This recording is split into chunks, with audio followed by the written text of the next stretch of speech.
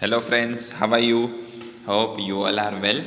Let's start the subject Maths of Standard 5th. In that chapter number 2nd, short questions for the 1 marks, section B.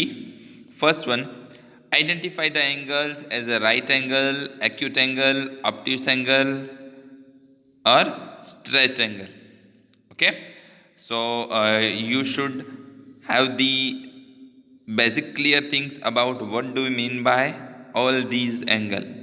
Okay, so let's revise it. First one, that is right angle. Right angle means the angles which our measurement is 90 degree. जो 90 degree का angle होगा वो right angle. Acute angle that is less than 90 degree.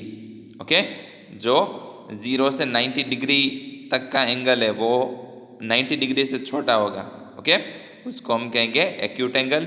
Obtuse angle which are greater than 90 degree and less than 180 degree, उसको कहेंगे obtuse angle. Straight angle होगा always 180 degree का. Okay, so first one that is 40 degree. So 40 degree 90 degree से कम है, that is acute angle. Second 90 degree, exact 90 degree है, that is right angle. Third one 159, तो 90 degree से बड़ा है, 180 डिग्री से छोटा है, so that is obtuse angle. Fourth 60 degree. Okay, 60 degree है तो 90 डिग्री से कम है, that is acute angle. Fifth 110, तो ऑब्ट्यूस एंगल. इस तरह से हमें सब कर. नेक्स्ट यहाँ पे लिखा है पेज नंबर 29 टेक्स्ट बुक में, डियर स्टूडेंट्स, तो वो भी बहुत ईजी है. एंगल क्लॉकवाइज दिया है, तो क्लॉक में हमें एक टाइम दिया है, तो वो टाइम लिखना है एंड उसका एंगल लिखना है. ओके, तो already we learn about that. अगर टाइमिंग है एग्जैक्ट 3 आवर्स है, ओके, दो सॉरी कोई एग्जैक्टली टाइम है, फॉर एग्जाम्पल 3 o'clock, ओके, तो वो हो जाएगा right angle. And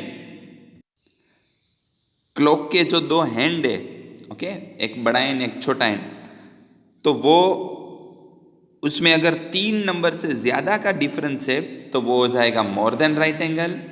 and 3 number से कम का डिफरेंस है तो वो हो जाएगा less than right angle. Okay, time लिखना तो आएगा, सिर्फ यही चीज़ याद रखनी है कौन से टाइप का एंगल है. तो अब फर्स्ट वन देखो, उसमें स्मॉल हैंड 7 पे है एंड बड़ा हैंड 5 पे है, तो इनके बीच में 3 नंबर से कम का डिफरेंस है, तो ये हो जाएगा less than right angle. Second one देखो, स्मॉल हैंड 8 पे है एंड बड़ा हैंड 3 पे है, तो इन दोनों के बीच में 3 से ज़्यादा नंबर का डिफरेंस है, तो वो हो जाएगा more than right angle. Okay, उसी तरह सेकंड क्वेश्चन है, उसमें आपको टाइम ड्रॉ करके टाइम लिखना है. ओके, तो बहुत ईजी है. Now next C1, 1/2 of right angle. 1/2 of right angle क्या हो जाएगा? 45 डिग्री. कैसे आया? तो पास में मैंने यहाँ लिखा हुआ है 1/2 ऑफ का मतलब होता है मैथ्स में मल्टीप्लाई 90. ओके, तो 90 कहाँ पे है? न्यूमरेटर में. न्यूमरेटर यानी ऊपर का नंबर, डिनोमिनेटर दैट मीन्स नीचे का नंबर. तो 90 1 जा 90 डिवाइड बाय 2, तो आंसर मिलेगा 45 degree. 1/3 of right angle. 1/3 of right angle क्या हो जाएगा? 30 डिग्री. सेम वे में 1/3 मल्टीप्लाई ऑफ यानी मल्टीप्लाई राइट एंगल यानी 90, तो अगेन 90 1 जा 90 डिवाइड बाय 3 करेंगे तो आंसर मिलेगा 30. 2 times of right angle. 2 times of right angle that means 2 multiply 90, तो आंसर मिलेगा 180 degree. Next D, count the number of angles in the following figure. Okay, number of angle हमें बताना है यहाँ पे. तो फर्स्ट वन स्क्वायर है, तो उसके 4 कॉर्नर्स होंगे, तो 4 एंगल बनेंगे. सेकंड वन इस तरह का कुछ एंगल है, तो इसमें 3 एंगल बनेंगे. अब देख सकते हो पेंसिल से मैंने मार्क किया है. सबसे पहले एक नीचे का, फिर ऊपर का, एंड अगर दोनों को साथ में लेंगे तो वो भी एक एंगल बनेगा. C1, इसमें कितने एंगल बनेंगे? 8. आप देख सकते हो सबसे पहले 4 कॉर्नर है वो 4, एंड बीच में जो डायगोनल्स है वहाँ पे और 3 एंगल बन जाएंगे. ओके, तो इस तरह से टोटल 8 एंगल बनेंगे.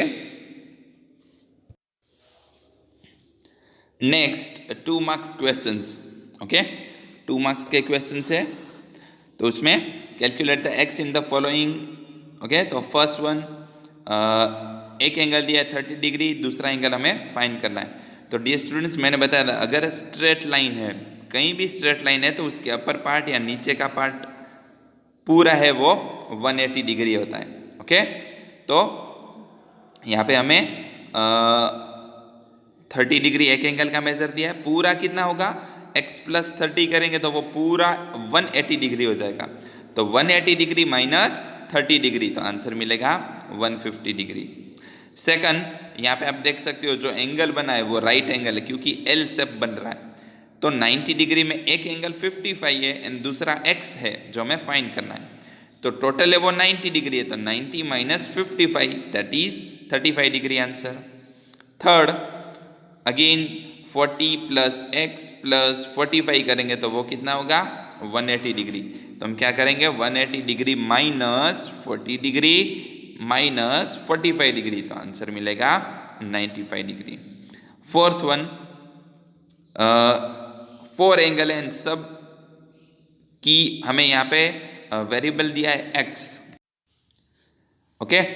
तो 4 टाइम x है, यानी जितना एक एंगल होगा उतने बाकी के 3 होंगे, ओके। सबका मेजरमेंट सेम है, हमें पता है सबका टोटल कितना होगा 180 डिग्री। तो हम क्या करेंगे, 180 डिग्री डिवाइड बाय 4, क्योंकि चारों एंगल सेम है, डिवाइड बाय 4 यानी 180 डिग्री के हम 4 इक्वल पार्ट्स कर रहे हैं। 180 डिग्री के हम 4 इक्वल पार्ट्स कर रहे हैं, क्यों, क्योंकि सबका एंगल का मेजरमेंट सेम है। सो 180 डिवाइड 4, तो आंसर मिलेगा 45 degree. Next, right what kind of angle is made by the hands at this time, also right the time, okay. तो क्लॉक दिया होगा टाइम, तो सबसे पहले टाइम लिखना है एंड देन आफ्टर वो कौन से यहाँ पे कौन सा एंगल बन रहा है वो भी लिखना है, जैसा हमने टेक्स्ट बुक में किया। तो यहाँ पे सबसे पहले है उसका टाइम है 6:20। मैंने बताया 2 हैंड के बीच का अगर जो मेजर है वो 3 नंबर से ज़्यादा है तो more than right angle, sorry acute angle हो जाएगा, अदरवाइज ऑब्ट्यूस एंगल। यहाँ पे हम as a right angle consider कर रहे हैं, तो हमें उस तरह से बताने का। तो फर्स्ट वन है उसमें आ जाएगा लेस देन राइट एंगल, क्योंकि 2 जो हैंड है उसके बीच में सिर्फ एक ही नंबर है। सेकंड देख सकते हो 2 and 15, again less than right angle. Then after 3 o'clock, तो 3 o'clock एग्जैक्ट एल बन रहा है, ओके। अगर 2 हैंड के बीच में, ओके, अगर इस तरह का थिंग्स बन रहा है, 3 नंबर है, तो वो हो जाएगा right angle. Fourth one, time हो रहा है 5 and 55, तो 2 हैंड के बीच में, दोनों हैंड के बीच में 3 नंबर से ज़्यादा का गैप है, तो क्या हो जाएगा, more than right angle. Then after next 3:45 time हुआ है, अगेन दोनों हैंड के बीच में 3 नंबर से ज़्यादा का गैप है, ओके, तो more than right angle. And 5:45 दोनों के बीच में एग्जैक्टली जो 2 हैंड है उसके बीच में 2 नंबर का गैप है, तो एग्जैक्टली हो जाएगा वो राइट एंगल। तो डियर स्टूडेंट्स, बहुत ही ईजी चैप्टर है, just you have to practise for that, so you can do it very easily, okay. So ठीक से आप प्रैक्टिस करोगे तो आपको बहुत ही ईजी लगेगा। Thank you.